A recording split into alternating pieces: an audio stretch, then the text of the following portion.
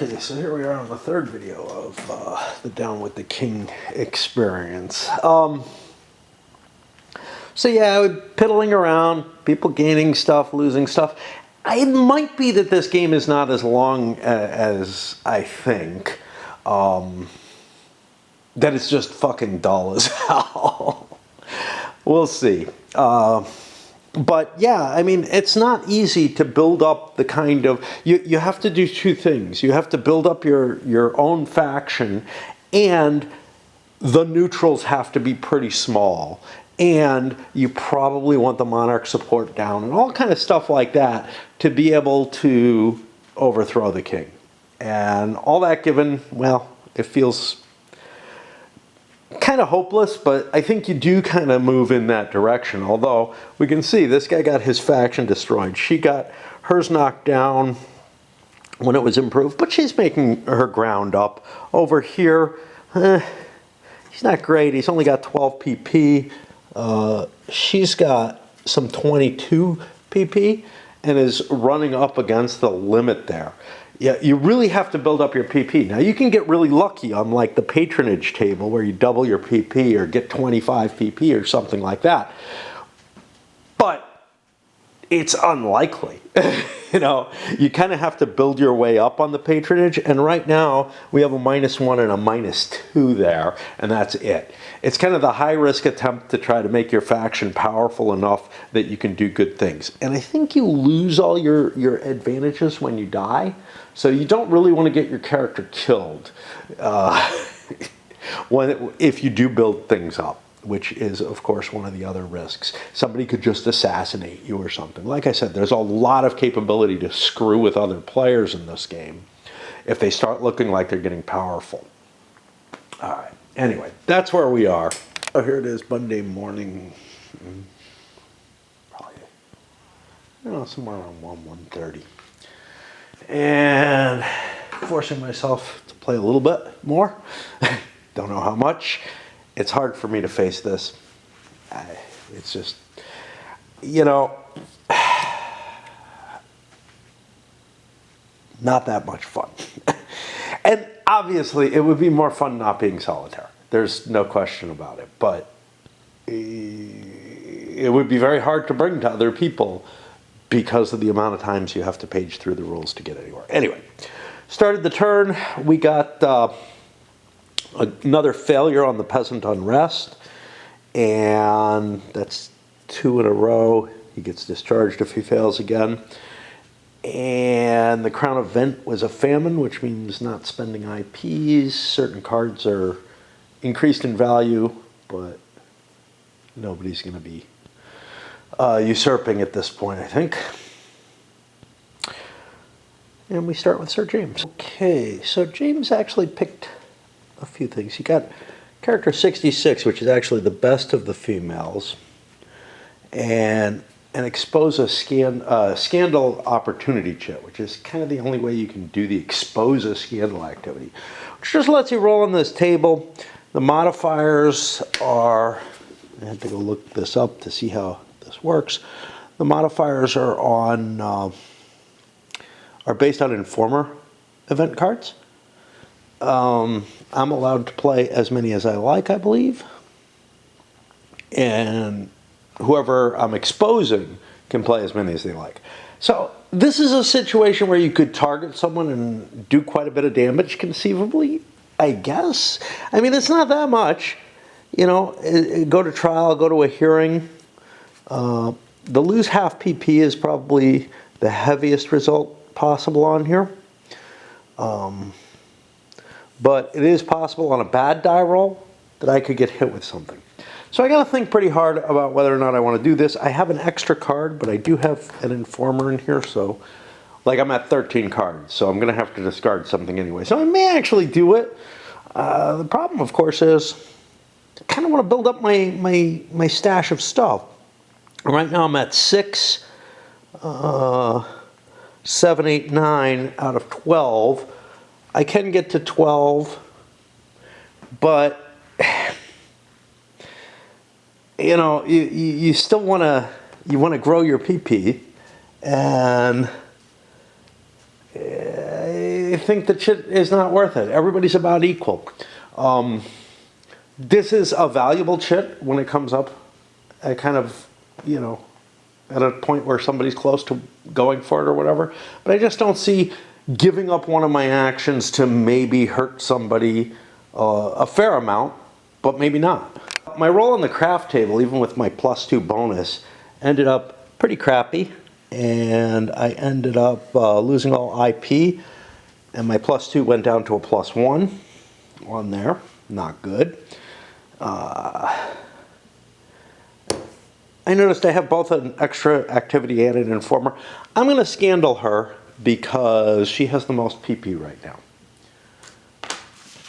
Seems worth it. Now, the only defense are informers. We flip through, see if she has any of those.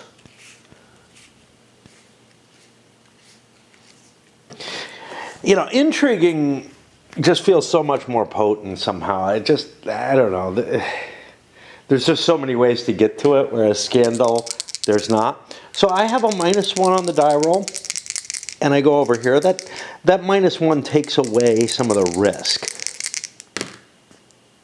We get a 5 financial irregularities, lose half IP, and accused of wrongdoing. Half IP rounded up. So that's going to be 4. And now we go through the wrongdoing process. I don't have a henchman, so it's going to be the main character who's accused.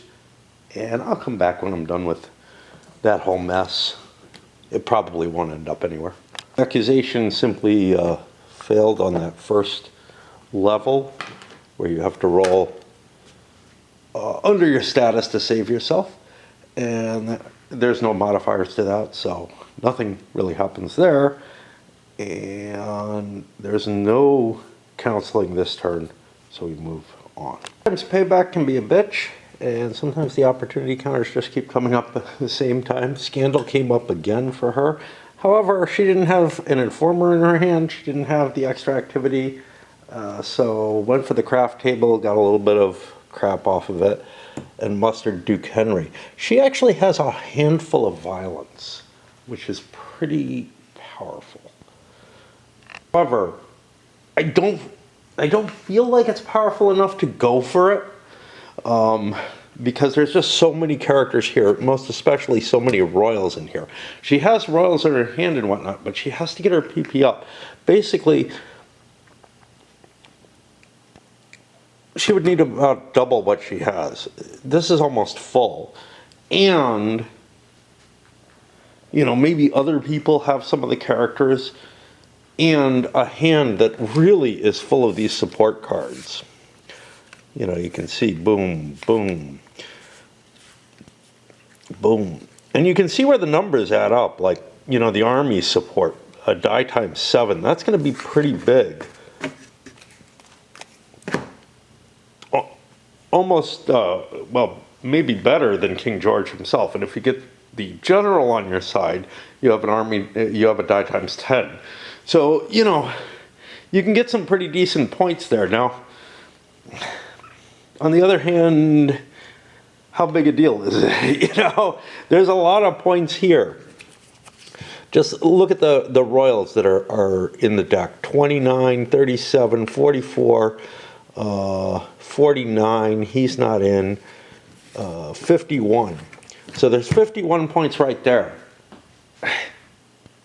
You know, and probably a fair amount among the other characters that are in the location. Whereas I have like a basis of at most my PP of 24 plus my 3. So it doesn't look terribly good yet. Now with the famine in play, there are some cards that are improved. If I could find them.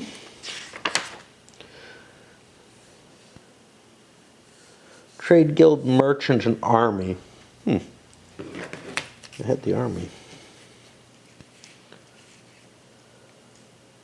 Yeah, so I'd get the D times 10 off that.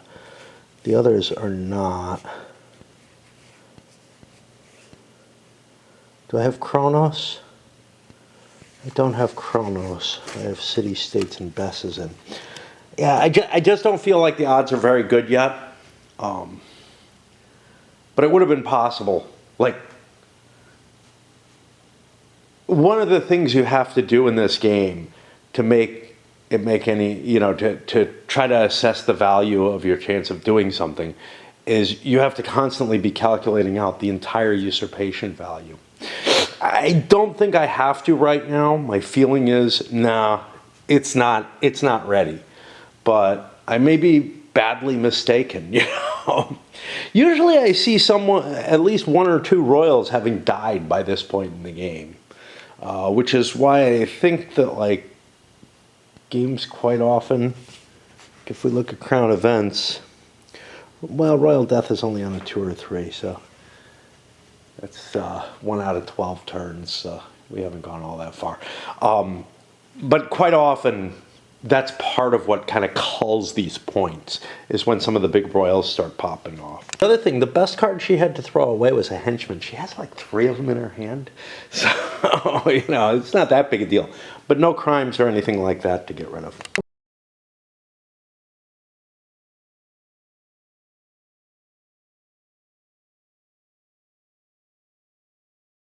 Over here on Robert, he's hiding in Fandonia. I have an escape card. I could go to another country, assuming nobody plays a port cards.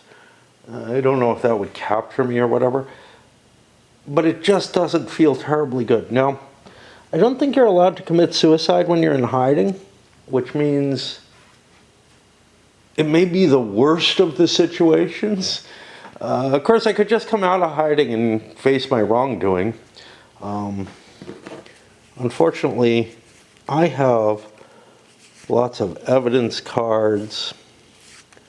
I think I have to throw something. I'm not really happy with the things I have to throw. Probably that henchman. Gone around the table and gotten nowhere. Gained, sorry, this one, Earl Maxwell. But now I'm up about my limit.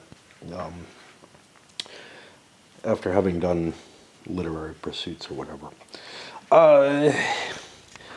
There's an extent to this game that would be fun if it weren't for all the lookups and all the stuff that kind of the components get in the way of. I'll give it that. There's a certain amount of just sort of silliness and, I don't know, kind of in a naval war sort of way. It's got that same kind of, well, screw you, I'm going to do this kind of feel to it. But I feel like the mechanisms are just too complicated and everything, and the actual play is just too cumbersome to really make it work, right? I don't know. And the optional rules just extend the amount of crap that's there. I like them because they add a little bit of flavor and realism to it.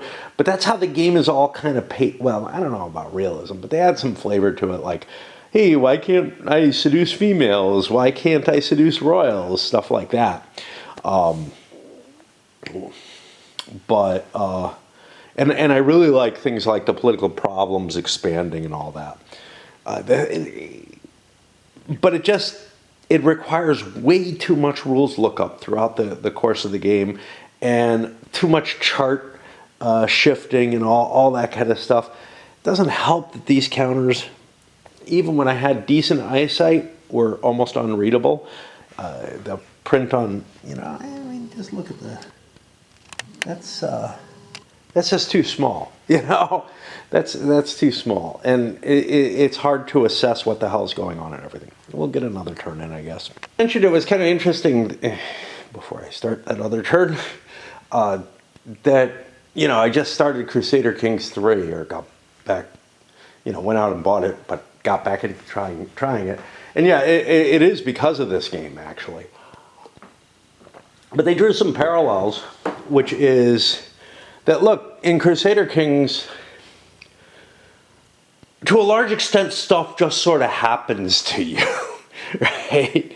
And, you're trying to build up these relationships and all this and trying to answer things. And there is a similarity to that. I'll give a few advantages that Crusader Kings has. The first and maybe biggest one is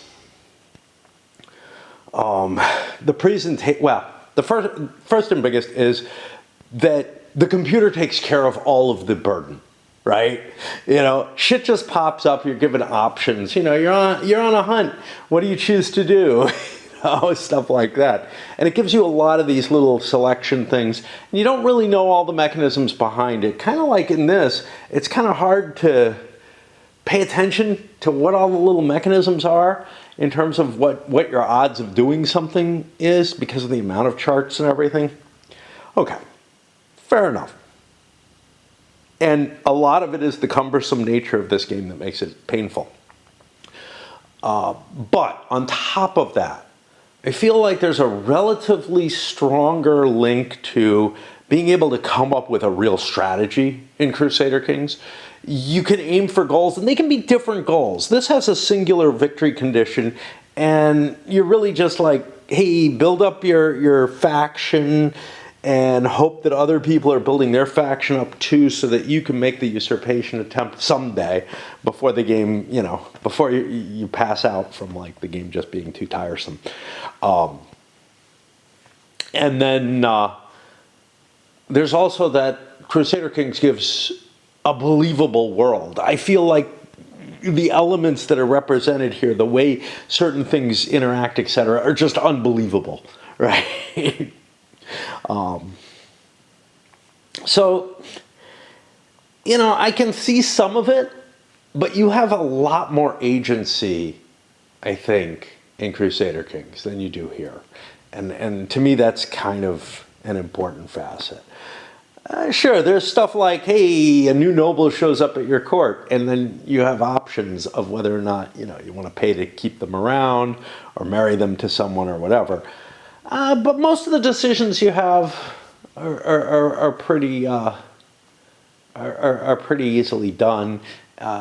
So yeah, I don't see it, and also there's more mechanism and more things that influence stuff in Crusader Kings. So like, who you have in a certain position, in a certain job in your court, that affects all kinds of stuff, and the cascading effects and everything. While I say you can't really calculate it, it's actually harder, it's more obfuscated than in this. But you're making what feel like just realistic decisions as to, hey, I'm going to invite this person, or I'm going to try to engage in this intrigue or whatever. I do have to say though, it's tiring. I got kind of tired of it, and I think I kind of did last time when I had it for free before. This time I didn't have it for free long enough to reach that. Yeah, I had some fun, but I'm just not that into it. But this game, I'm just never that into it. Alrighty. Peasant unrest gets cleared up, and that is going to actually add 10 to this, because the next event, the crown events, is going to be court ball. Now, it was important that it get cleared up this turn, else he would have lost his job. Just barely noticed, this one got a decent result, exceptional manners, a couple of PP, plus one on the court ball table. And that's going to give a Monarch's Council. So I have to do something, put some kind of marker to try to remind me of that till the end of the turn. Again, if you're playing an opposed game, you probably can remember you have a free council in a given turn, but there's just a lot of shit like that. Now, he cannot go to the court ball, but I think the first judge actually has to. He's present, but I don't know if he rolls. And that's something I'm going to have to look up, because it wouldn't really make a lot of sense. Yeah, it wouldn't make sense that he's rolling there. Okay. But the judge is present in case, like, you know, there was a duel or something, if he could be affected by that kind of thing. I don't think he can be affected by anything there, but basically this third player doesn't get a chance to roll on the court ball table. Everybody does that first. Oh shit, she couldn't go to the court ball. So I gotta get rid of her modifier and whatever she gained, which I think was like 1 PP. Right? I don't remember. It was 2 PPs. It was exceptional manners. But this one got a big result, 4 PPs and an additional +1. She's up to a +2 on the court ball table. It's again a thing that, you know, maintaining and remembering the game state in terms of like, oh hey, I'm banned from court balls, I don't get to roll. Well, we got to cancel that out now. But, you know, if the player neglects to remember that, either intentionally or unintentionally, is everybody else going to be watching them? Yeah, maybe to some extent, but it's really up to the player to remember that kind of stuff. And there's just, you know, a fair amount of game state that's not represented very well in this game. And again, you know, there's just so much out there that you have to assess already to make your decisions. And then something weird like this comes up, and it's like, yeah, I just forgot, you know? What do you do? Got a little bit of steady growth in a couple of these factions. You still can counsel about the court ball, even if you're not allowed to be there, as far as I can tell. Over here, Sir Robert, hoping to get an amnesty or a pardon or something, gets an intrigue. I decide to play it, and I draw a treachery, which is going to accuse him of a wrongdoing. And we'll go through that whole exciting mechanism.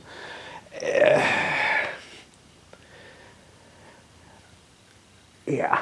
Again, if it was all handled by the computer, it would be kind of cool. It would be. It would be kind of fun. Because a story does develop and whatnot, but it's so hard to pay attention to it when you're busy trying to find how the mechanism works and everything and then implement it. Normally, I prefer to play games as board games where I can see into the mechanisms better, where I can tweak them where I don't like them or whatever. And yeah, I could probably, you know, try to fix this so that it's a more believable story by changing a lot of stuff. It could perhaps make player aids and, you know, make a new deck of cards that tells you what the cards actually allow you to do and replace the chits, I don't know. With bigger chits, I really don't know. You know, there's all kind of stuff that could be done to improve this game. And if all that was done, it might get up to a moderately okay pastime type thing. At least opposed, you know. Obviously, playing it solo, it's just not a great game to do that way. Anyway, I got to go through that mechanism. I got to swap batteries and gripe some more soon. The biggest of the gripes that I had, though, was always I can't bring this to a group, you know? Trying to give them all the rules, which are just like hey, what happens? I guess you could kind of just say, fuck it, we'll just try playing, and you know, one person kind of runs the game, kind of like a GM would, more than anything else. But you can't make good decisions under those. There are some decisions, like there are some really dumb things you can do. Which may not be that big a deal, but it is a long enough game that it doesn't feel like you should just, like, you know, let people bang their head against the wall and get fucked. They're going to hate the game, you know. I just can't see bringing it to a group of players. I see some people who gave it really high ratings. They must have some good memories of it. I don't know why. Okay. This guy really should just come out of hiding and face the medicine, because at least he could, like, die that way. As it stands, he's just got nothing going for him. And I mean, the worst that happens is he loses the very little that he has and a pile of cards. I think it's like 4 cards or something. Over here, Lady Margaret got a duel. She has henchmen who she must commit to the duel. I'll send Sir Charles. He's good at that. I had to roll the dice. I had to roll about 3 times because the first couple were non-duelable characters like the Archbishop and a female. But I came up with, finally, Sir Donald. Now, this is where one of the other problems is. When you roll the dice to get a character number, it's a pain in the ass to find where that character is, right? Right at the beginning of the game, all the office holders are here or out here for the most part, except for the ones in players' hands. But now, as the game state starts to get more and more complex, you kind of have to look all over the place for it. And again, in multiple players, with opponents, it would be easier. You'd like say, oh, 21, and people are looking, and it's like, bingo, you got me. Okay, so we're going to have a duel here, and that means time to go look up the rules again because I don't remember which cards affect a duel, right? And the cards themselves don't say what they affect. They just have a word on them. Some of the fun of that is I have to skim through, a full half page of text, which would be a full page of, GMT text because of the point size, to try to find what it is that modifies. Nothing's like bolded out or anything like that. Now, normally I don't like things to be too bolded out. I don't like too many different fonts and colors and stuff like that. But this rule set is just so verbose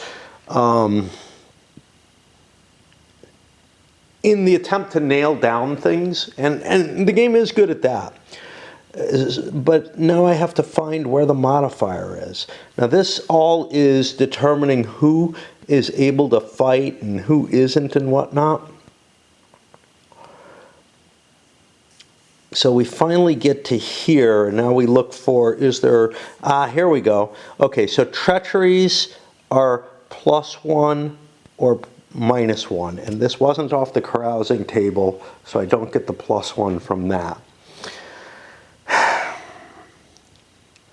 People might want to play treachery. Is anybody allowed to?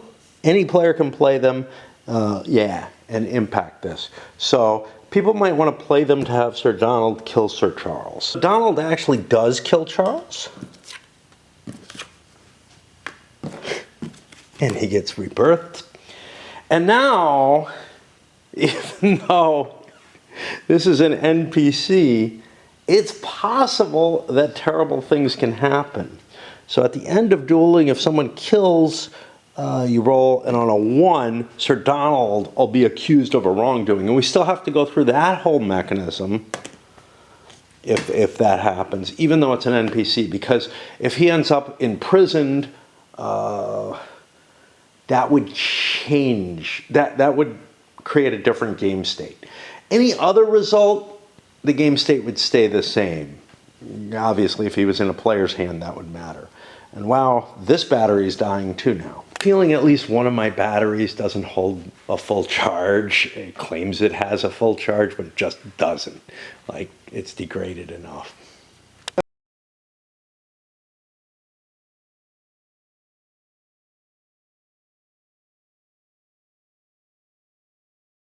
I tried to build up my patronage numbers here because, again, it's sort of the best way to get lots of PP, in my opinion. There might be others that are pretty good.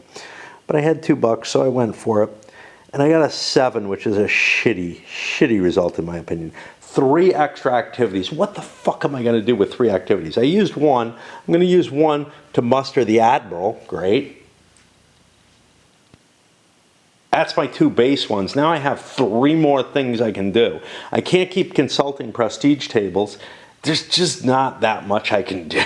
I think I'll probably end up doing nothing with those 3. So it's kind of a waste of my $2 for that. Indeed, I couldn't find anything in my event cards that I want to do. There just aren't that many opportunities. If you could hit the prestige tables multiple times, that would be valuable. There's no question about that. but I would need like an intrigue or something like that to be able to do a seduction. You need so many things to do anything. So I have like assassination, which kind of suck to have in your hand. There's nothing available. I could buy a title. I have no money. I used my money on the prestige table. And it would cost me too much. I'd be looking at Lady to Duchess, which would cost 3. I didn't have that anyway. So, there you have that. That's the end of another turn. After doing a couple of rounds around, I can't face anymore. I just want to get away. I want to go do something else. I don't care what. It's like I'm getting into the flow of playing it, but I just don't want, I'm not getting any enjoyment out of doing it. Okay. So, running through, we have a new first player this turn. A couple in a row over there, which annoys me. Office phase, there were no offices open. There were no political problems in place, but the Crown Events phase came up with 2 political problems, neither of which were solved. The first one was townsman unrest, which is the High Minister, and he tried to solve it, figuring, when you have a job, it's kind of to your advantage to succeed in solving the problems, and you don't want to dredge them out too long. Even if you're doing okay, you kind of want to get them out of the way, which that's a kind of neat part, right? Okay. But he's not very good at it. And then the treason and conspiracy trials, which went to the Minister of Justice, who's not good to begin with. The only 2 player-controlled characters who had any capability to influence this were the 2 judges. I thought there was a judge here. Yeah, there's a judge here. So his judge, they both worked against it and made it impossible for Mortimer to succeed. Why? Well, this guy's the easiest. He's doing okay, and he's like, let's accelerate the game. Let's drop the Monarch's rating. I'm doing well enough. Maybe not the best out of anyone. We got a 29 PP here, 23, 20, actually 19 here. But we're just like, let's just get it moving along, But here it's even worse.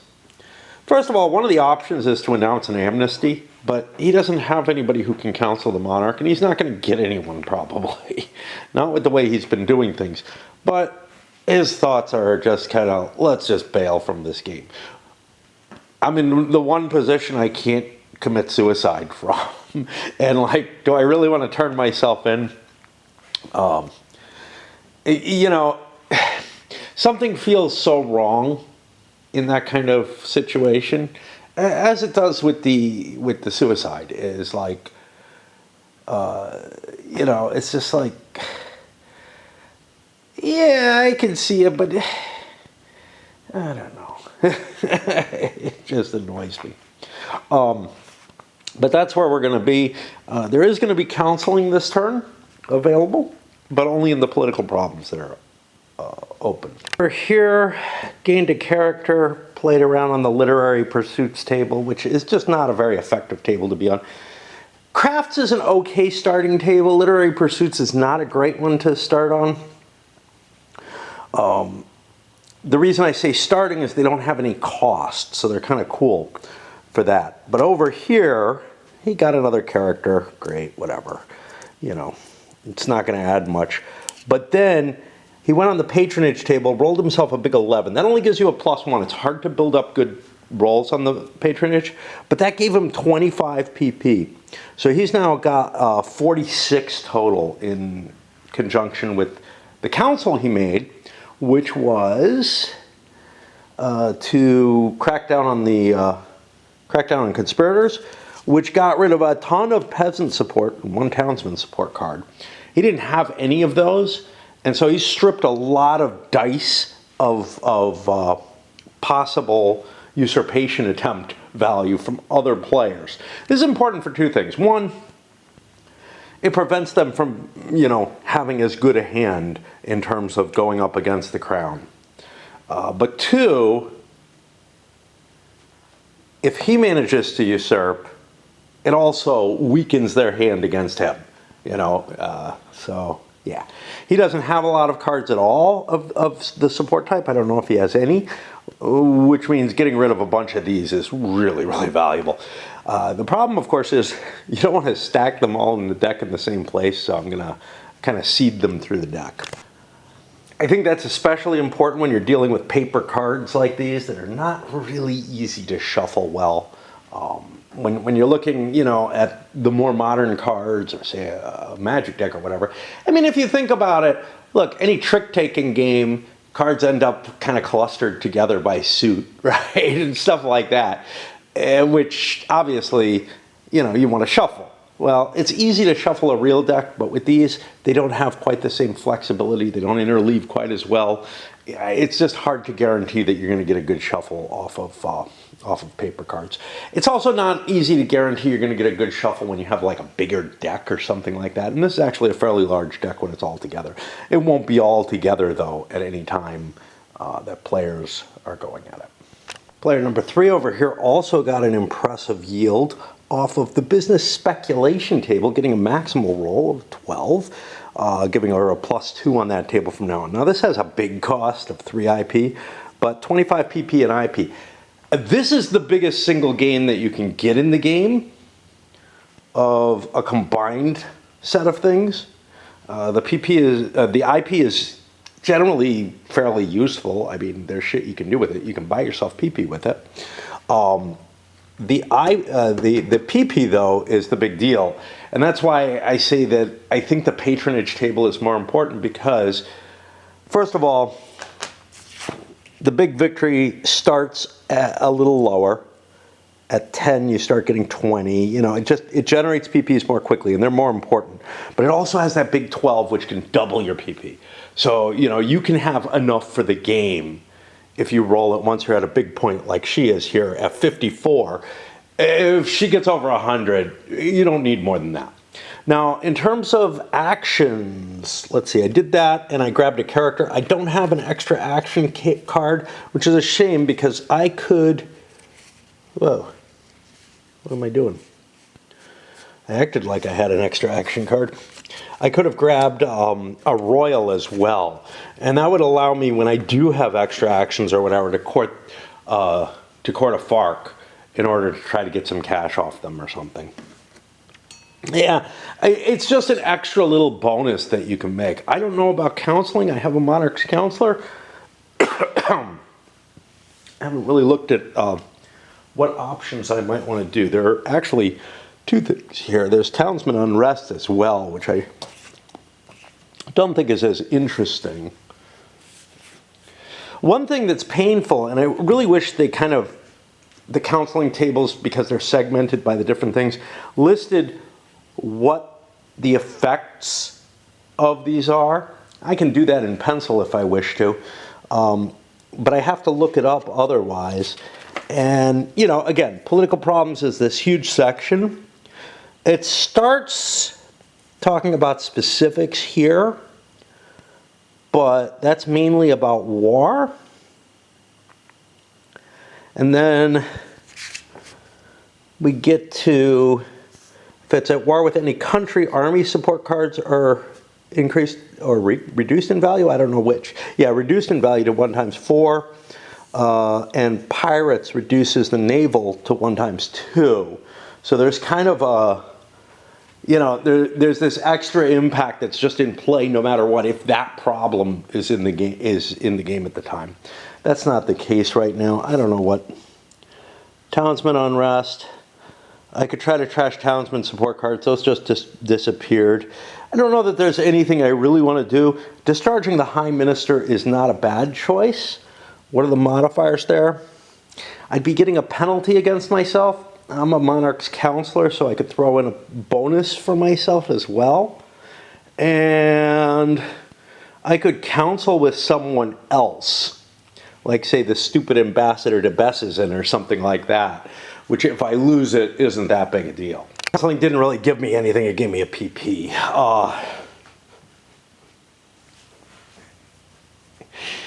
And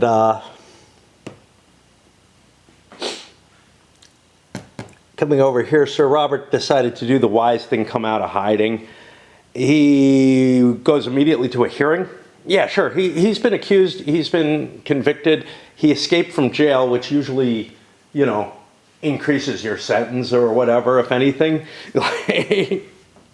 Now, in this game, that's your way to get an appeal. And he got one. 2 players played evidence against him, but the trial itself ended up in his judge, and he ended up getting off, which swings us all the way around, and I think we're done. He could counsel, but he doesn't.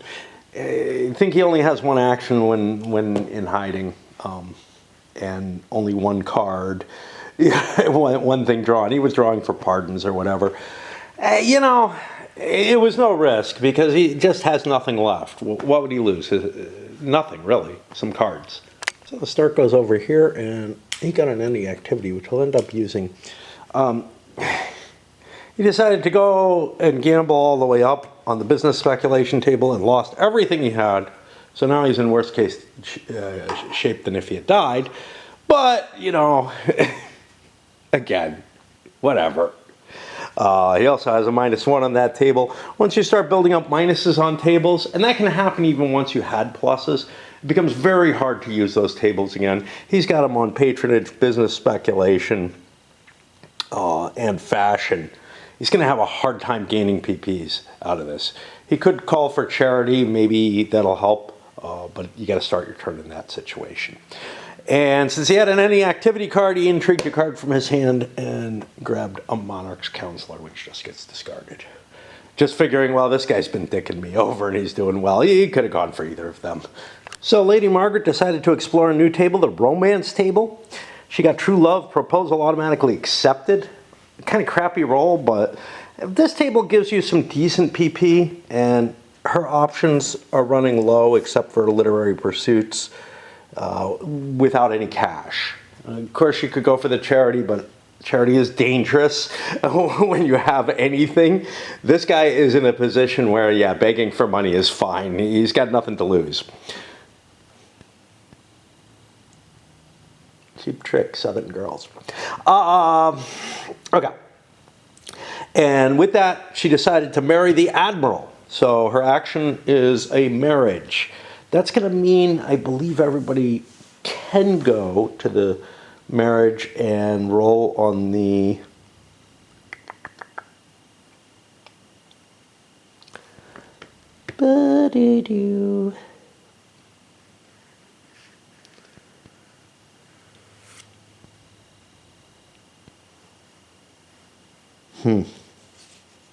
maybe that's an option. Roll on the court ball table. I think that's what happens. Oh no. Oh, can't remember half this shit. I'm not seeing it there. The funerals. Nobody's died. I thought there was a wedding situation where you roll on the court ball table. Unfortunately, it's really hard to fucking find stuff in this mess.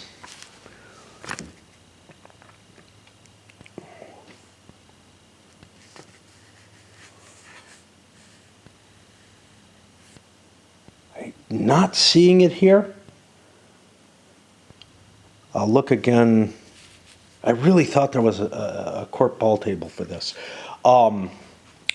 But yeah, it's that's going to up her status by 1. Not that great. Make him a permanent henchman, and he doesn't count against her PPs. It's not as good a result as getting a big pile of PPs, and she wasn't able to utilize her other counter. She didn't have like an extra action or something like that to bring into play. So, but yeah, it's not covered in the rules section under romance and marriage. It's covered under the hold a wedding activity, which is the thing I had to do. Indeed, each player who chooses to attend may go to a court ball. I don't think...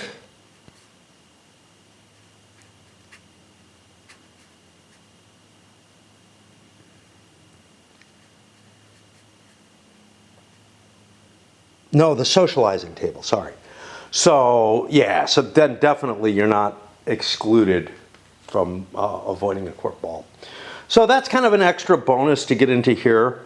The wedding didn't cost anything, and socializing at the wedding doesn't cost anything. It feels kind of fucked up.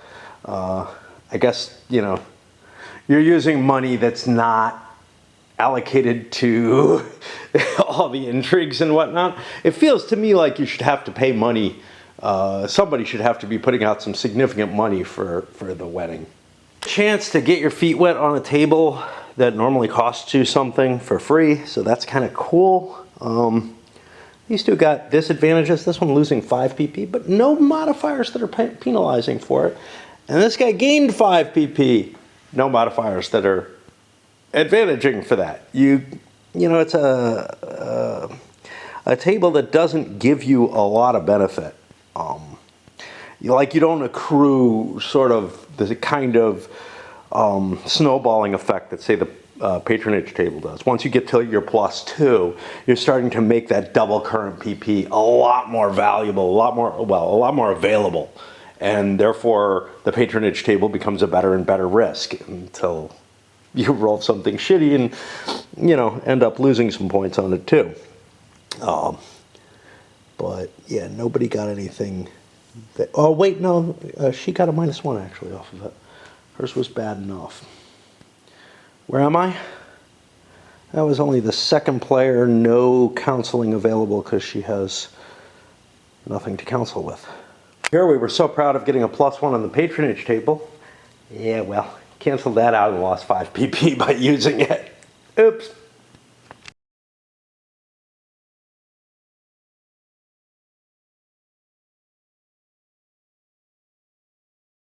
Finally, Lady Melanie manages to recruit this and uses an intrigue to try to seduce someone on his side. I don't remember who it was.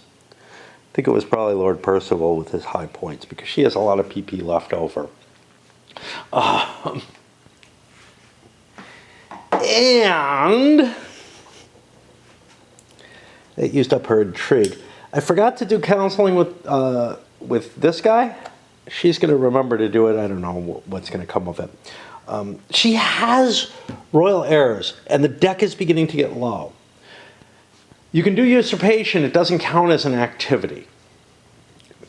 So, you know, you can kind of set yourself up on the turn before. If I had all the support cards that I had before, I might have taken a shot at it. But at the very least, I want to grab my 2 royal heirs out of there. They're worth 18 points on their own. So 18 is subtracted off the monarch. She'd gain 8 plus probably another 14 on average, so 22 points. So the swing is like a 40-point swing, which is huge.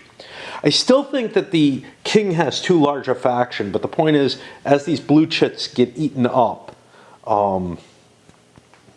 the deck of available characters just, you know, starts decreasing. And as people play their royal alignment cards, they start pulling the royals out of the deck. And very soon, and at some point or another, this gets so weak that really it no longer is a standing monarchy, basically. There's no one supporting it. And it just becomes a game between the players who can usurp whom.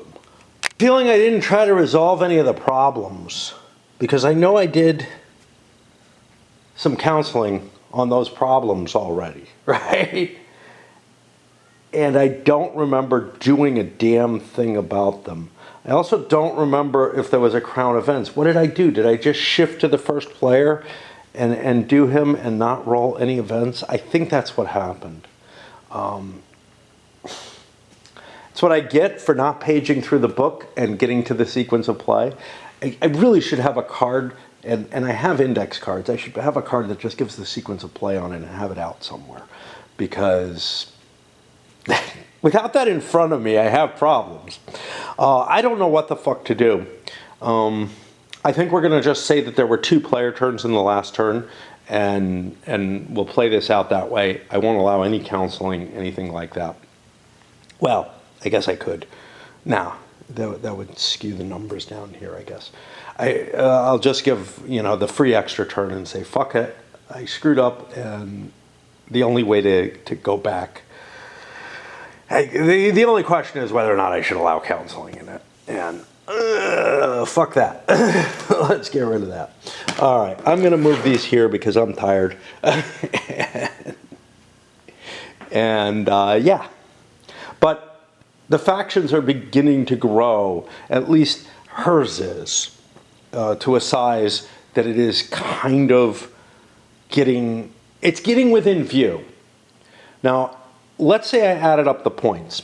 So she has 3, 8, 13, 14, 15, 16, 17, 24, 29, 30, 32, 35, 36, 37.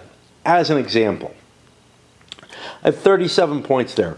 Do I have any cards for support? Probably not. They were probably all pillaged. Let's see what's here. 4, 11, 12, 13. I don't remember quite how the queen adds up. 13, 14, 15, 16, 19, 22, 26, 29, 37, 47, 57, 66, you can see 74, 81, 86, doesn't count, 87, 88.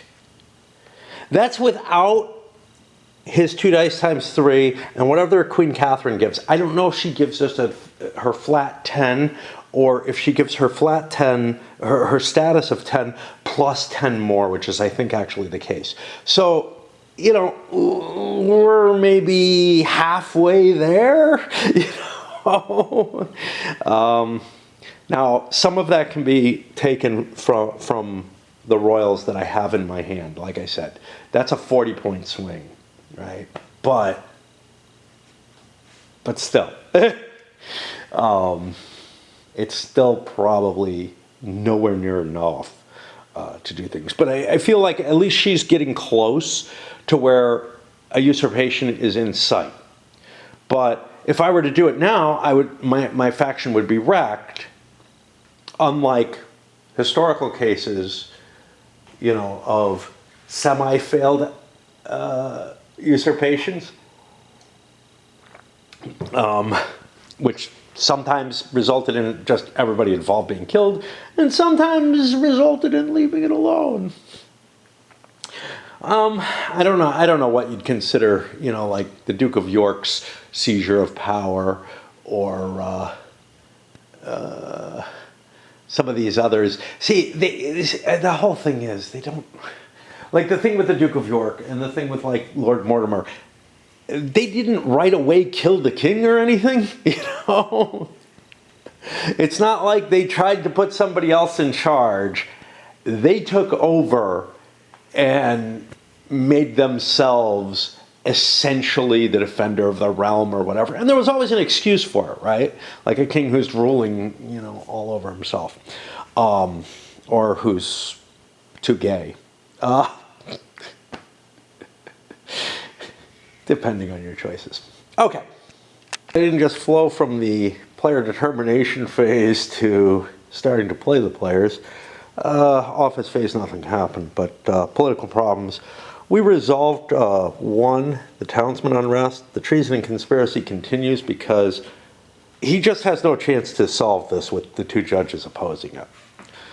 I don't know what's going to happen under the optional rules. I don't think this one causes an issue. But again, it's the, hey, look up all these different little things all over the place in the book. You know, it could all, it doesn't have an additional effect. It could all have an impact, right? But that keeps the king support where it is. I'll roll the Crown Events table right now. And, you know, I mean, fucking up one turn, it's not that big a deal. I know that I like to. So that's going to be an intrigue. He gets to choose someone to pick on. He'll choose to pick on the person who is perhaps a little ahead of him. Pretty intense turn for this guy. He managed to grab the sheriff, who is a good duelist, but also impacts a lot of the charts and whatnot. It doesn't affect like trying to capture someone or anything, which, I don't know. There's just stuff that I feel like kind of should be in the game, but the game is already overbloated with too many charts and tables and everything, in my opinion. Another thing is, the game's missing a map, as far as I'm concerned. That's not the game really needs it. So I try to stay away from this kind of criticism, but I guess it's important in terms of, you know, my personal biases. When I'm playing a game and there's a map where shit is happening and I can see geographical changes of power and whatnot, like Kingmaker has, I just have a much more enjoyable time. It helps me imagine what's going on much better. Even if it's a fairly simple map like Empires of the Middle Ages has, I would say that Republic of Rome's map really doesn't count. But yeah, I mean, you know, it's just really a place to hold cards and shows you the empire, but whatever.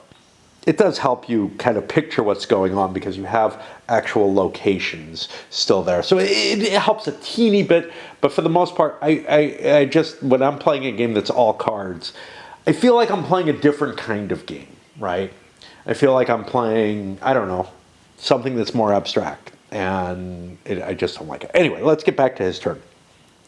He managed to do well on the patronage table where he hadn't picked up a penalty yet, or he got rid of his bonus or whatever, and got himself some good additional points. So he's up to 52 now. Picked the character up and used something.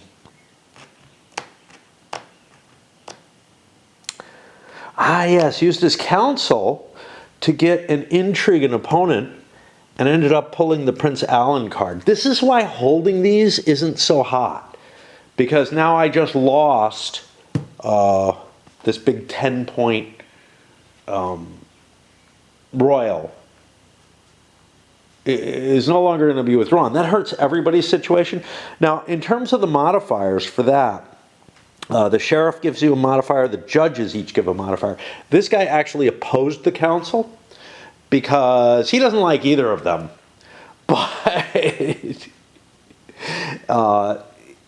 because they've been pissing him off and playing informers and stuff on him for no good reason. But but in terms of ending the game quicker, the idea of like causing a wrongdoing over here would be absolutely, you know, in opposition to my goals. And right now my goals are, fuck it, I want to end this game. Everybody else is still trying to win. He doesn't care. He's too far behind. And that's, you know, that's a dynamic that shows up in games, right? Not everybody who's behind feels that way about things, like, I just want to end this. Another factor I want to point out is that the game has a certain pace going through the first deck, but, you know, the royal alignments, the support cards and everything, if they end up in your hand, those don't end up getting played until it's time, right? Sometimes the royal alignments do, so we got one here, right? But they sort of all kind of come out at once, but the whole momentum of the game shifts once you get to another deck of cards. And the thing is, some important cards may be in that remainder of the deck. Whereas less important cards, like it's just going to be kind of the generic stuff. It's going to be filling most of the deck. Now the exception are cards that were intrigued or cards that were removed by event. Delay game a little further. I'm in my usual struggle, right? It's a pretty day. Tomorrow's gonna rain. I'm out of ham, which I kind of live off of to a large extent. Just, you know, deli meat, but ham is the big one here. I'm running low on cheese, which is really problematic. Like I've got, I don't know, half a block, you know, half a pound of cheese or something like that in my fridge. But that's pretty low for me. So I start feeling nervous about that. On the other hand, I have bread, which is of vital importance to me. I have things like spaghettis, other pasta type stuff. I have some sauce left. I have stuff to make burritos, although the cheese might be an issue there. I have some canned food. I have eggs. I have cans of tuna. So I have all kinds of things that I can make it a little further. And I was intending to go shopping today, but it's really hard to convince myself until I start suffering a little bit. Like, not, you know, not suffering as much as normal people do when they lead their normal lives eating their normal food. Like, people normally, like, don't eat just ham and cheese sandwiches all the time. But the fact that I don't have that option and I don't have my doggies anymore means that, like, yeah, I don't have that immediate, quick go-to, yes, this is what I'm going to eat. So now, you know, sometimes I go like a week without what I need. And I can't really afford to do that, but because my stocks are too low right now. But I just can't quite convince myself to go today, even though it was my intention. And I'm probably going to, like, I'm not going to be able to go tomorrow because it's going to be rainy tomorrow. But it's supposed to be nice Wednesday and Thursday. So I'll probably hit one of those days. And what that means is I'm going shopping pretty much once every 3 weeks, which is a little faster than I used, a little slower or a little less than I used to do with my wife around. We used to pretty much stick to every other week, with every now and then a skipped week. But I seem to be fixating down to, or settling down to once every 3 weeks. And there's a little play in there because I can go any day I like. You know, it used to always be on Sundays. Now it's never on Sunday. All right, let me get to another player. I just have to do some of the personal bullshit. I'm sorry, folks, for those of you who don't like it. But, you know, I don't know. Whatever. Okay, so here's some funny shit going on over here with her too. She drew Chet for Sir Michael. I pick him up. You know, it's a one-time opportunity. I also grabbed Almery after having been fucked over with Alan, because I have a lot of PP built up. Maybe not enough to grab everything, but enough that, like, right now I'm like, yeah, let's score him. You know, get him into our book. That means I gave up the intrigue counter that I had. I could have intrigued a card from his hand. He's pissing me off, and he's, you know, my main competition. So it would have been a nice idea, but I'm like, I don't know about that. But for counseling, I counseled to move the ambassador to Bessesen. I had the ambassador to Bessesen counsel to move the ambassador of Bessesen to Lord Arthur. He's a bad duelist. He seems like a great choice to send out there, whatever. And the reason is just to be able to go on the counseling table on something where the sheriff and the judges and stuff didn't have any influence. And the only thing I can counsel on is treason and conspiracy. I think, oh, no. I could have counseled on treason and conspiracy. I counseled on intrigue. Treason and conspiracy is just about as bad, though, right? Yeah. that's all filled with like sheriff's judges and all kind of stuff like that. So I really didn't want to do any of those, and intrigue is also filled with those. So I just said, screw it, I'll do the one thing that I can do at a 0, which was try to move the ambassadorship. I lost the office due to a bad roll on that anyway. At least I didn't, lose any PP. Another character, and I gotta swap batteries pretty soon. To character 55 was the Archbishop. I only have 5 PP. I can't afford him. So I tried to roll on the craft table, one of the few tables that I'd want to be on that I don't have a penalty on. This guy's just so fucked. And I didn't get anything at all. Okay, I got like barely above water, whatever that. It gives me nothing. But I had a royal alignment that I can afford. I played it. Again, I'm just trying to end the game quickly by, depleting the stock of characters. That's sort of my goal at this point. Fortunately, this character has no source of income. I have an extra activity. I have the ability to muster Sir Donald. I think I may have another. I have the Queen. That doesn't help. Yeah. I don't have much that I can do with my extra activity. So, I mean, I definitely want to consult a prestige table. But like player 1, okay, I have a +2 on literary pursuits, but I have a -1 on fashion and craft. I have no cash, and none of these things really are likely to get me much. I'll probably go on romance again because I could get rich love and get some money. I really need money. You need some money to start playing on some of the other tables. So patronage is open, business speculation, stuff like that. Those are good generators. And to catch up with these guys, I have to play those big generators at some point. A lot of the game comes down to what prestige tables did you get lucky on? I got another true love. So I mustered Sir Donald here. I'm putting Sir Malcolm and marrying him to Lady Elizabeth. That generates 2 additional PP for me. Like 2 more points that I have to cover. Marrying within your friendly aligned characters, facts, is not terribly helpful.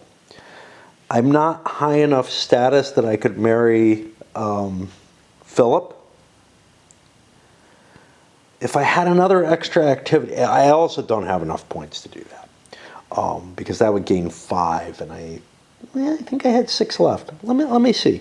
Because if I have...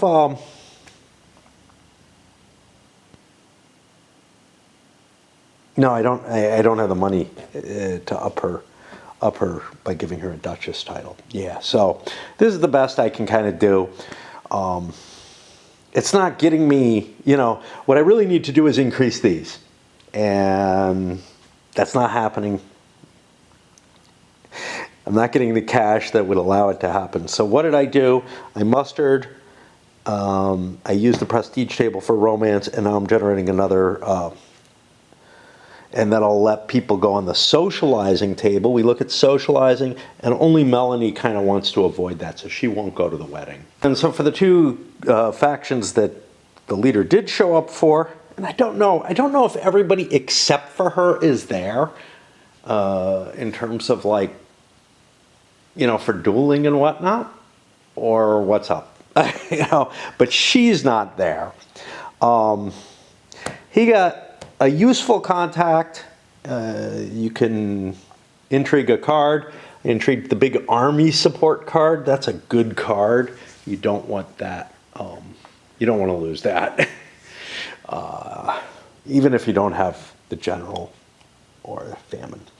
And then this guy, again, got a lot of success. 5 PP and an IP. Really, really great. It's, sort of steamrolling. He's better off than he was before all the horrible stuff happened. Still not caught up with anybody else, but he's getting good rolls on this table. But not enough to give him pluses. Because the stupid socializing table, you have to roll stupidly good or bad to get sort of a permanent effect off that.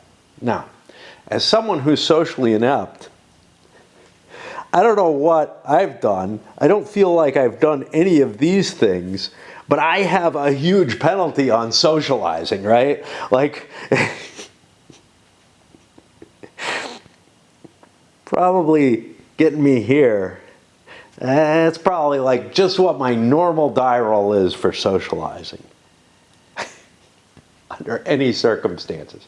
You know, I mean, I can be sitting there and absolutely like reading other people and understanding, you know, their intentions and whatnot, perfectly fine.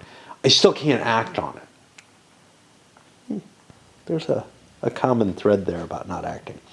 Okay, that's done with her turn. She does get a chance to, she would have a chance to counsel, but she doesn't have anybody to counsel with. That ends the turn. And again, you know, I play a turn of this, and I'm just like, I just want to stop. I want to stop. I want this to end. I know it kind of sounds like I'm having fun. Yeah, but I'm also not. There's nothing that hooks me into wanting to play another turn, wanting to play another turn. What I want to do is I just want to go away. Talked about, you know, the situation in such a way that I guess it seems like my decision had been made. I think it's just finally been fully conceded to not go shopping today. I made myself a poached egg and some coffee, and there's still enough, you know, time before raid and whatnot that I can go outside and do a little bit of yard work, which is the thing that I was regretting on top, which was like, oh great, you know, shopping. You know, admitting that I'm going or planning to go shopping meant that I wasn't going to do yard work. I don't want to tire myself out too much for the shopping. Either one, you know, kind of exhausts me these days. Although maybe I'm building up some stamina or something. I don't know. But yeah, I mean, there's no reason that I can't. You know, I've decided early enough that I can do something. Anyway. Even though I have coffee, which like is a real disincentive to getting anything done. Shouldn't have that still there. So I'll start another turn, and then, you know, I don't know, you know, but probably go do something later. So now we have an office to fill, but it's an office that gives nothing except the capability to counsel. And if I look, you know, I don't really want to buy it with any of these people. He might want it, but 2 IP, he doesn't have very many. So everybody's going to pass on it. And we go to the random office assignment mechanism. So character 25. And now here's the problem. Whenever you roll these, you got to search for, where is that number? Where is it? It's Nightdale. He can't get it. Well, he could. He could resign his current office to get it, but he doesn't want to. That puts me to 51. I think 51 is an ineligible character. If I wanted to know for sure, I'd have to look it up. 26. That's an eligible character. Knight William? Sure. He is appointed the ambassador, as well as a henchman. Fine. We haven't done that before, or if we have, I don't remember. And now we go on, and I have to look here to the political problems in Crown Offense. Conspiracy is unresolved again, and the Minister of Justice is canned. That leaves this open. Anybody want to buy it for $3, they can. It's a worthwhile one. Unfortunately, he doesn't have the cash, but she might. She has tons of money. Filling an office that way, though, is an activity, as opposed to doing it through the first player mechanism. We also gained Townsman Unrest, which was also not solved by the High Minister. We had that recently. And that drops the Monarch support down to 40. Now, 40 Monarch support, if we look at the usurpation that has a chart here, is still plus 10. But it's getting down to the levels where, yeah, it's starting to impact things. We have to get some more of those big characters to drop, and their points out of the support for the king before anybody could be ready. But it's getting a little closer, a little closer. And like I said, you know, I complain about the game being interminable, but I think it's just that I dislike it so much. I recall a whole lot of peasant support cards went in here. This guy's going first again. He might be interested in attempting to gain Fandonian support because you get it not just from players' hands, but also from the discard pile. I could hold off a little bit. The event deck's not going to get reshuffled. There's no reshuffle card or anything like that in there, which is actually a pity. That would help things a fair deal to have a auto reshuffle in the deck. You could do this in less than 6 players by putting it down with the king card in the deck. And that would, to serve as the reshuffle. And that might not be a bad idea. I actually think that's a pretty good option to resolving what I think is one of kind of the problems is knowing how much time it's going to be. Now, going to the time length of the game, I know I've gone through the deck multiple times, so it also has the possibility of taking a long time. But I think that's happened when I tried to do a usurpation too early and failed, or when it wasn't just absolutely guaranteed. So I don't know. I don't know. All right, I'll keep going with this guy, figuring out what the hell he's up to. Without the map, it's hard to give a description. All I can do is say, look at all the characters, look at all the points, Got a hard decision to make with this guy. It took 2 actions, right? One, I rolled on the craft table, got a pretty good roll. I got a +2 on the table, so that's likely. I grabbed Earl Francis, who's the chit that I pulled, so I don't lose that. I leave him out sometimes. I've got an extra activity card. The next thing I could do if I wanted to is I have the money now that I could buy the Ministry of Justice. I don't have a great option for it. Obviously, Lord Percival's good. Justice is important, especially if you're holding a judge. I can divert everything to that judge. What I'm going to do is I am going to abandon the ambassadorship of Kronos and buy the Ministry of Justice for that extra activity in $2. Oh, and this is not good. I followed up with making an accusation of wrongdoing off the treason and conspiracy against her to intrigue a card. Now, didn't I do that already? I don't know. I thought I did, but I didn't see it labeled here, so I put it down. There might be something else that allowed me to do that. Oh, intrigue allowed me to do it. That's right. So I have a lot of bonuses to this. I have justice, the sheriff, and a judge. That judge opposed me, and her monarch's counselor, following the optional rules, opposed me. And then I rolled a crappy 2. I still end up with a +1, but the monarch's displeased I lose an office. I get to choose which office I was working with, and I guess I'll go with the ambassador to Epelin and lose that as well. So now there's a lot of ambassadorships up for offer. It's not that big a deal. Someone like him probably does want to grab an office if he can get one, but he might just get lucky, right? I don't know.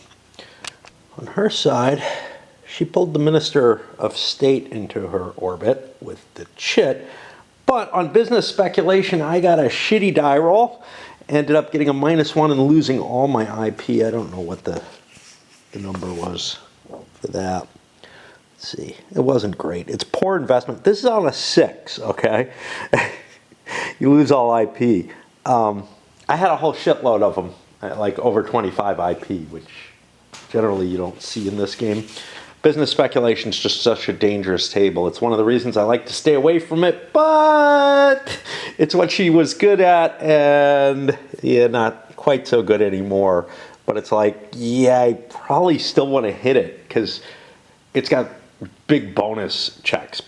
When I got to counseling, unfortunately, treason and conspiracy and townsman unrest, this player controls too many of the bonuses for both of those. And I just don't want to even counsel. given that. And let's finalize things over here. I grabbed the Magistrate, played on the craft table, got a good result. Got a +1 on the table from now on, and 3 IP, 3 PP. That's why I like the craft table. It's a little bit more stable than others. Again, it's a good way to bootstrap yourself, but it isn't going to get you towards victory. When it comes down to, can you make yourself able to win, you really need to play on those big risk tables and get lucky. And then when you don't, well, that extends the game. But I'm guessing that I probably screwed around on things like the craft table far too much in those games that took too long, because I'm seeing these guys grow to good numbers. Now, it could be that I tried with those and just got unlucky in other games, and now I'm trying and getting lucky. It would be kind of useful, especially for those tables, if there were like some cards maybe or chits that gave you a bonus on the prestige tables or something like that. Then over here, I had to discard a card because I got gout. I have no money, fine, but I basically can't do anything all turn. I would have had the Archbishop, which is a big swath of points to grab onto. However, I don't think I have enough 6 fucking chits. 7, 8, 9, 10, 11, 12, no, 20. I only had 4, so I would have had to do a prestige table roll or something like that to get myself up into range to muster the Archbishop. I did draw Jane the Mistress, which is, that was my 13th card, so I have to discard something. That can be useful in subverting any male monarch. I think including Thomas, I'm not sure. Thomas is so iffy anyway. And I believe that gets us to the end of the turn. I think I'm going to try to do another one in here. I got some coffee left. I just filled a pipe. I've switched up. I used to use a full-size thermos because I would make a pot of coffee.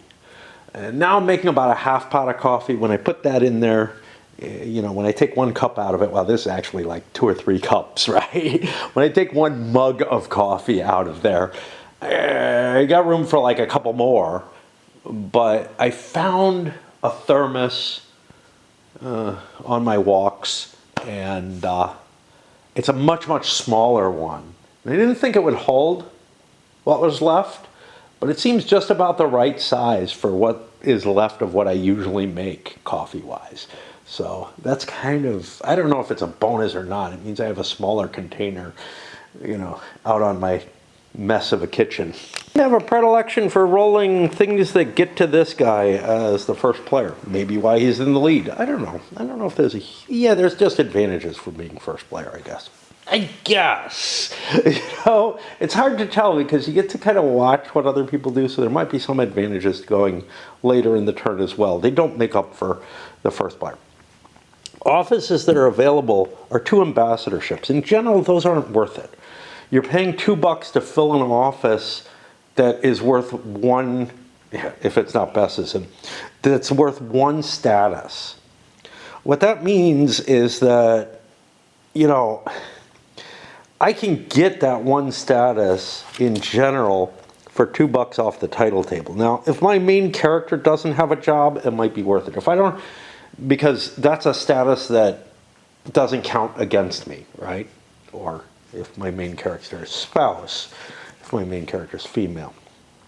So I'm going to just select one of these. They're indistinguishable except for Bess's, and she doesn't need it. She has counseling capabilities. It's not really going to help. There are some cases with certain political problems, like I think the international incident, where all the ambassadors kind of count, which can be kind of useful, but for the most part, it's not really that interesting to have an ambassadorship. But this guy probably does want it, because he doesn't have anything he can counsel for. So he'll buy one of them. Kronos sounds more interesting than Eppelin to me. I don't know. you know. Plus, he's got his main character open. We have the excitement of rolling the dice to find another one. Let me just show you again how obnoxious that gets, especially late in the game. 63, that's not going to be an office holder. I know all the 60s. 16, okay, we got to find 16. So there's 2 neutral office holders. I'll just spread them out, which means I'm going to see 16 on a blue counter somewhere here, which, knowing that, makes it a little easier. Okay, we went through once. We didn't, oh, there it is. It's Sir Robert. Does he want to be made ambassador to Applin? No, I just bought Kronos. Shit. Okay, then we go again because we failed. 42. That, I believe, is going to be an office holder.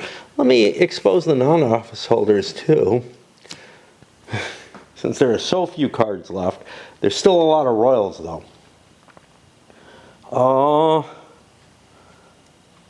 Scanning, scanning, scanning, scanning.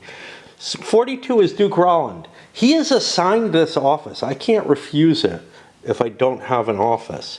This could be a problem if I was close to the 50 that I have in PP.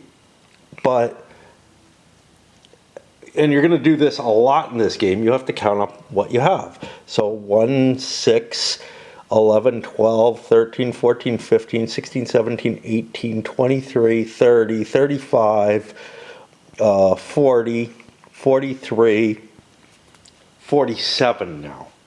So I get to hold on to this. Otherwise, I would have to dispatch someone. That constant counting of PP is kind of painful. Although not as disgusting as it sounds. It would be measuring, not counting, right? But anyway, yeah, it's just this obnoxious, it's one of the many obnoxious things, which again, some kind of track that you were keeping track of these on, there just wasn't enough thought put into the component design for this game in a lot of ways. I'm just shocked that anybody likes this thing. I really am. It's sort of a random walk in a lot of ways, which I don't mind at all. Like, if it weren't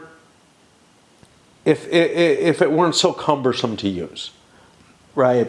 I mean, I enjoy games where there's a lot of randomness, where you really don't have a lot of control. I'm okay with things like that. But this one just feels like so much of your time is spent wading through the rules.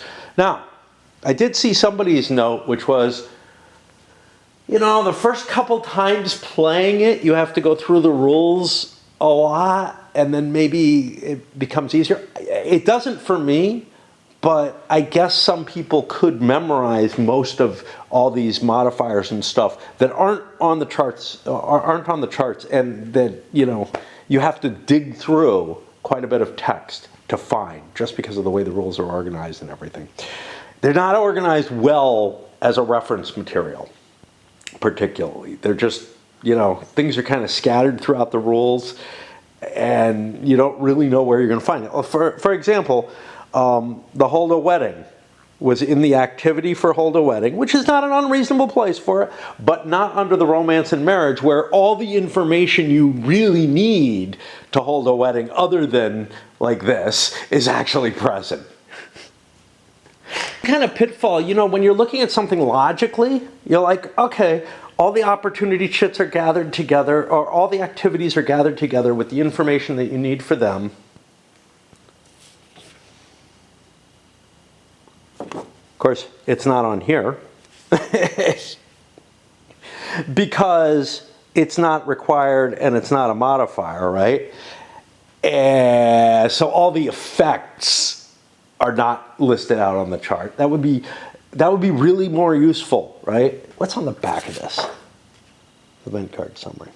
Yeah, that's pretty useful too. I mean, that's the problem. You need all these. It's not like you can get rid of something. Sure, there's duplicates of every one. You could get rid of the duplication, but I think that's a bad idea. A 6-player game, you really do need at least 2 packets of the charts. And then... Speaking of a game that fails at that I love, and that's a lot of randomness, La Révolution Française, that has a lot of charts and tables and randomness in it, but it's telling such a richer story. It has a map. Where the hell am I? What am I doing? We just assigned the offices. I think that's as far as we've gotten. It's so easy to get lost in this. Again, just so much out there. So much mess. And that tends to be the case in games where there's a lot of people with a lot of cards involved, you know, where the game state's all expressed in cards. I've found that tends to detract from the ability to quickly assess the situation. If you remember, not long ago I did Europa Universalis Price of Power, and yeah, the game state was just, you know, often eluding me. There were other issues I have with that. But I'm also drawn to wanting to play it again. You know, it was a game that when I finished it, my immediate reaction was, I should do this again. My immediate reaction to this is, I should never play this again. Initial political problems phase, the treason and conspiracy trials, hey, I put somebody pretty decent and have a lot of support for him. He got rid of that problem right away. Unfortunately, the High Minister, Sir James, he's not very good at this. And did he get randomly assigned it? Because that's a horrible thing for him to have bought. And so, yeah, he must have. So the townsman unrest has continued. Those two will cancel out for monarch support, but I got two political problems over here with a roll of 7, and I'm ready to roll the dice and get those. Let's just play it out because, I don't know, I've got it open. 11, agricultural crisis. Who's the Minister of Trade? Somebody is. Let's find him. He's over here. He has a 2.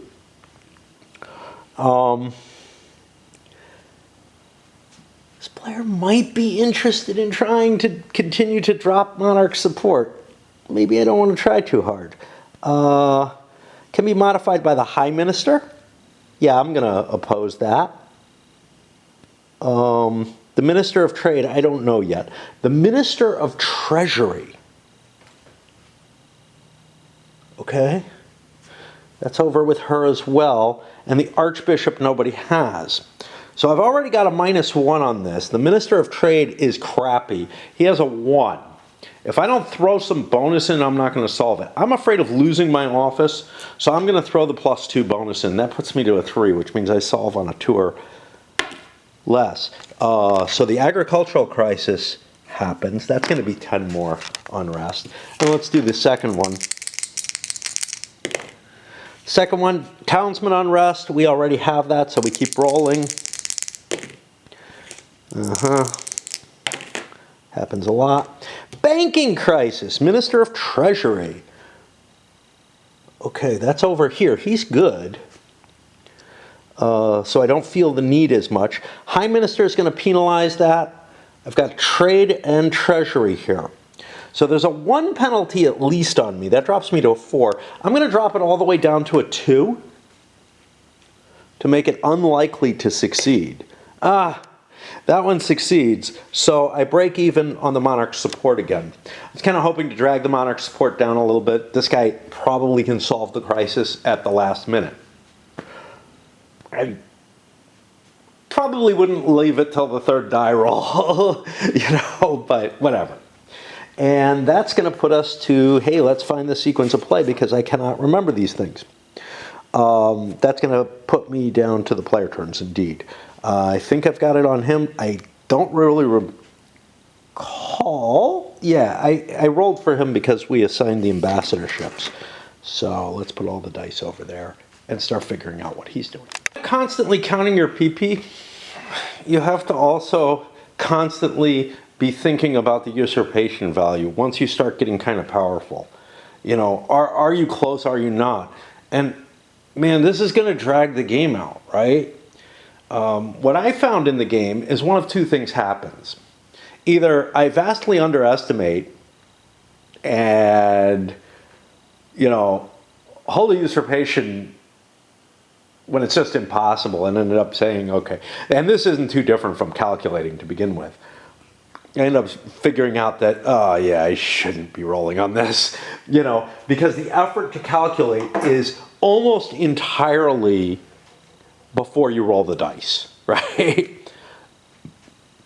So if you're doing that every turn, if you're close to making the decision, it just gets to be this tedious calculation, much like the PP calculation. And I don't know what you do about this. Again, if it was all run by computer, that could be a number that each player has that then they assess their die roll numbers with, you know, and could just very quickly and easily do this. I think this game would be much, much better playing over Vassal or something, right?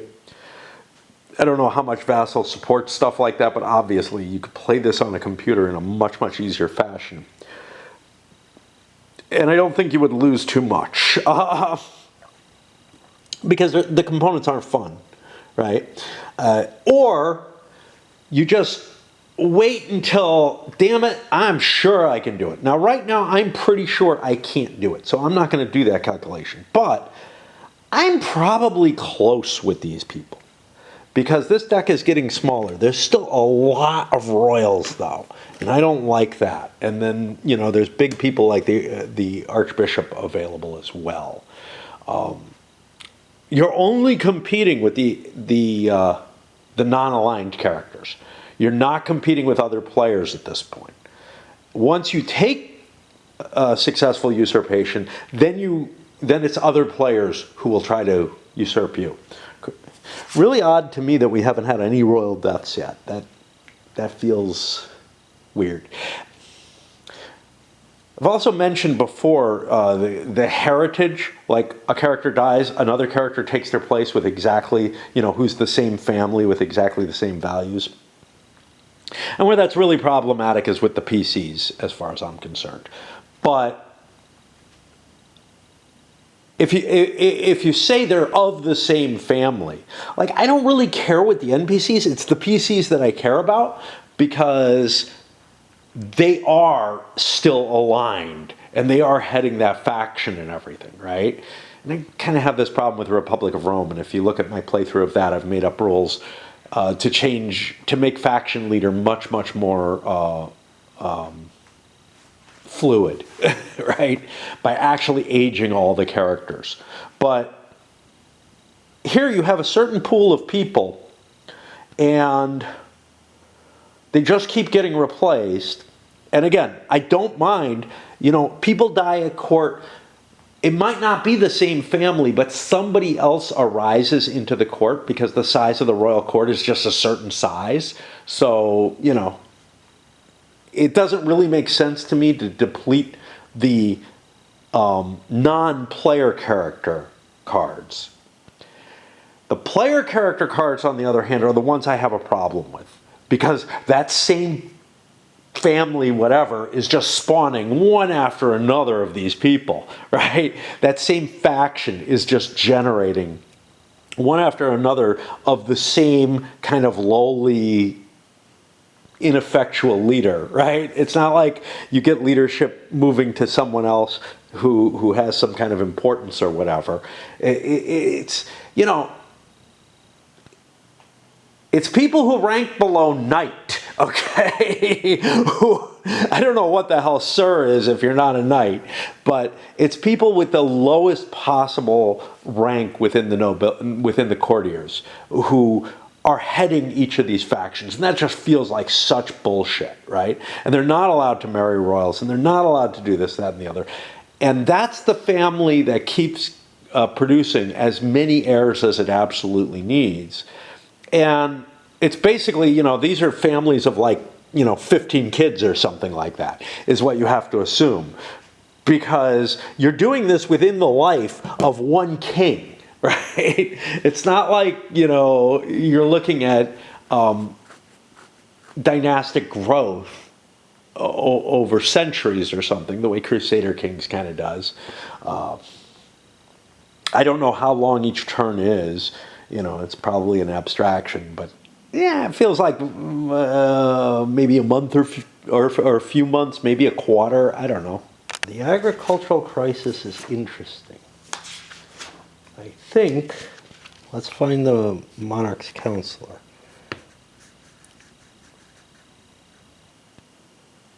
Oh, you can prevent one per turn from counseling. I don't know. Okay. Oh, they modify the political problems, not the councils. I thought they could modify the councils. Oops. Oops, we'll change that. Okay, so this guy is going to counsel in the agricultural crisis. The interesting thing, accuse a character of witchcraft. I can't do this one-handed. She is going to expend her counsel ability to prevent that. It really should prevent you from being able to counsel with your monarch's counselor, but whatever. Because she doesn't want to be accused of witchcraft. That could be very dangerous. He owns the justice system. That would wreck her her faction. Of course, that would also delay the game, because if her faction is wrecked, it all goes to supporting the king again. But that's a quick answer to that powerful option. And now she's probably going to turn around and try to do that. Because what's neat about that one, first of all, it can cause a faction to be destroyed. And secondly, no characters can modify this council. So it's a very, very powerful option. It's one you want to hold, though. You don't want to do this early in the game. You want to do it when people are starting to build up and looking like they're going to, take a shot at the game. And my battery's not charging. In addition to all the other counting your PPs, counting your usurpation value, things you might have to do every damn turn, another thing you have to do every turn is count your event cards. Games that have hey, you got a 5 or 6 card limit to your hand, that's easy to assess. 12 is not easy to assess. And so I'm constantly counting each player's cards each turn. That one I actually do every turn. I don't always do the PPs. This guy, I don't know if I mentioned, he just got a huge bonus this turn. Threw himself up to 75. I talked about the counseling event. I don't know who he picked up. He picked up somebody. He picked up the general, who again is going to impact a lot of modifications and gives bonuses on some of the support cards, the army support. But he also got himself off the patronage table. I guess he got a +1 off that. I don't know if I forgot to mark that. I think he got another 25 PP. I may have been rolling at 0 on the patronage table. That doesn't feel right, but whatever. If I forgot to mark it down, I forgot to mark it down. But he's up to 75 PP. That means he probably stays away from the patronage table now, because there's some danger on it, losing a bunch of PP as well. And I've got enough.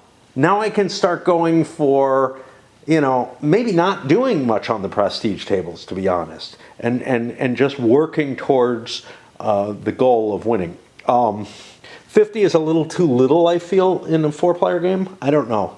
But that 75, I definitely feel like I have room to grab myself a couple of Royal Airs. There isn't much else left.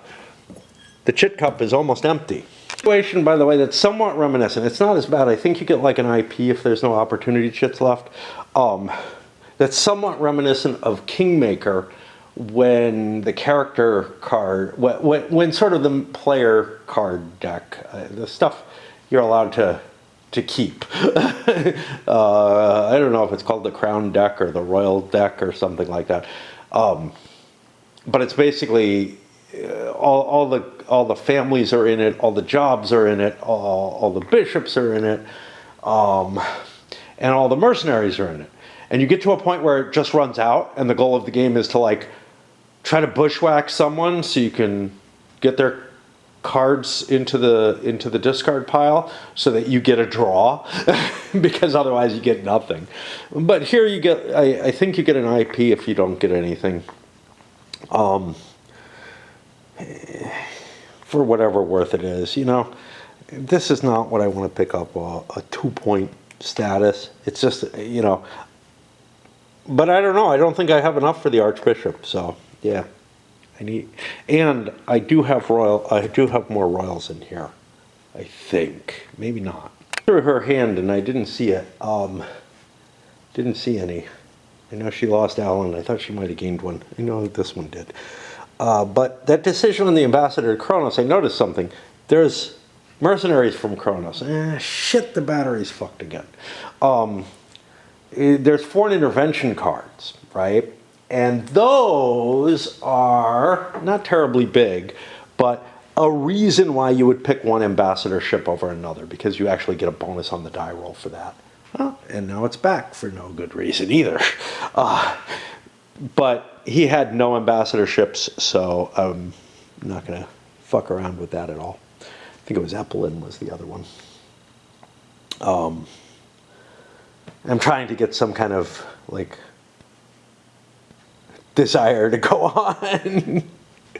Because there's just not much left, and you'd think they're kind of weak, but the royals are all still fucking there. I did a craft table roll. That gave me enough cash that I can play around on another more interesting table next time. I don't have anything to do with my extra activity from my cards. I grabbed this. I could buy a title. That's about the only thing, and I don't want to spend the money on it.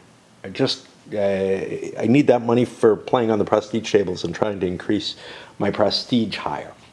That means I'm on counseling. I'm going to accuse Sir James of witchcraft this time. And he doesn't have a way to stop me. Remember, it's an unmodified roll. And, you know, I'll pick someone, probably one of these ambassadors. I'll make the decision if I fail.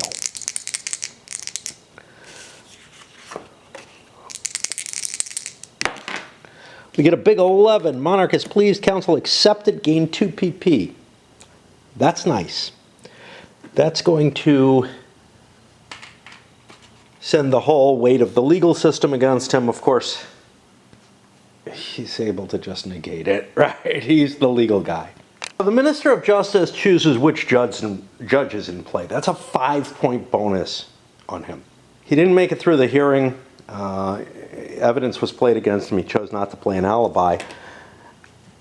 That 5 points would be decreased by a couple of evidence and an informer, but I had an alibi and an informer, so I'm able to drop it down to a 4 on the trial table, which means there's a -4. So it's unlikely anything too bad is going to happen. And in fact, I'm found not guilty. All these cards get seeded throughout the discard deck then. Unfortunately for him, not a lot of PP. I rolled on the craft table because I have been kind of screwed out of everything else. Actually, I should probably have gone on the sporting table. That could gain a lot, and that's actually free.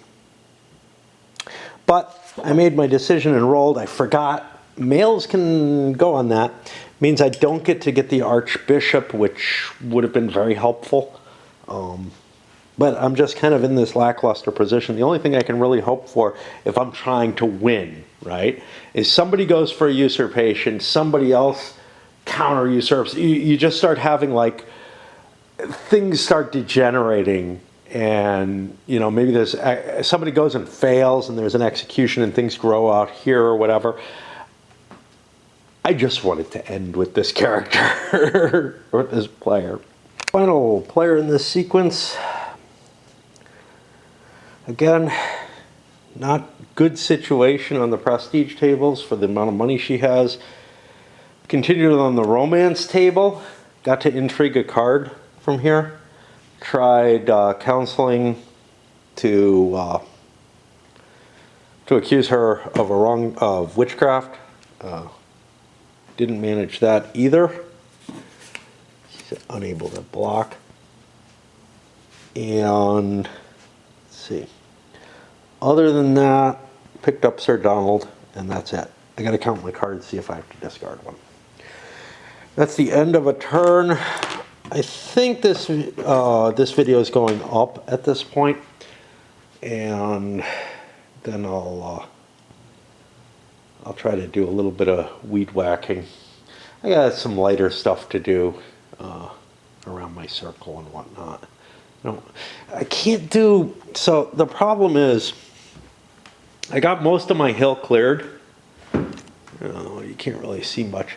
But I got most of it cleared, but there's like this trail along the edge that I can't really get down to without really precarious footing, and I can't get up to easily right now because it's basically a marsh at the bottom of where I kind of can't reach. It's okay. You know, I don't always catch that each year, but I think the last couple of years I've been kind of neglectful. Certainly the last year I was kind of neglectful about trimming my my hill, and I have to do it a couple of times a year. You know, it's not that bad. I got the stuff near the road, but basically there's some of it I just don't like. I can't climb up the hill when it's too wet, and I can't climb up the hill when it's too dry. It has to be kind of a perfect moisture level.